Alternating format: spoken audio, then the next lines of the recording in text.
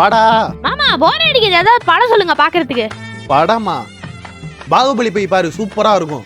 அதெல்லாம் பார்த்தாச்சு. Web series ஏதாவது இருந்தா சொல்லுங்க. விலங்கு வெப் சீரிஸ் சூப்பரா இருக்கும்டா. ஹாலிவுட் வெப் சீரிஸ் ஏதாவது சொல்லுங்க, கேம் ஆஃப் த்ரோன்ஸ் மாதிரி. கேம் ஆஃப் த்ரோன்ஸா? அப்படின்னா ஒரு வெப் சீரிஸ் இருக்கு. நீங்க கேம் ஆஃப் த்ரோன்ஸ் பாத்திருக்கீங்களே? பாத்திருக்கேன். நான் பார்க்காமையா? தானே பார்த்தேன். அதுல உங்களுக்கு என்ன கேரக்டர் ரொம்ப பிடிக்கும்? அதுல இருந்து ஒருத்தவன் ஹீரோ மாதிரி நல்லா நின்னுக்கிட்டு நல்லா மாசா சண்டெல்லாம் நல்லா போட்டுக்கிட்டு. ஜான் ஸ்னோவா? Jon spray. அவனைத்தான் பிடிக்கும்.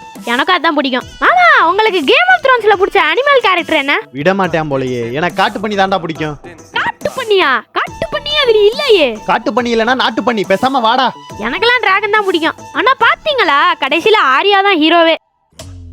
ஆமாடா, சர்பட்டா பரம்பரை படத்துல மாதிரியே நல்லா நடிச்சிருப்பாப்ல. சர்பட்டா ஆரியாவா? ஏங்க நான் ஆரியா ஸ்டாருக்கு சொன்னேங்க, நெக்ஸ்ட் ஆக்குற பொண்ணு. இன்னைக்கு போய் கேம் ஆஃப் த்ரோன்ஸ் பாத்துறணும், இல்லனா நம்ம சொன்னது பொய்ன்னு தெரிஞ்சிரும். பாப்போம் எத்தனை எபிசோட் இருக்குன்னு. ஒப்புரானே என்னடா 75 எபிசோட் இருக்கு.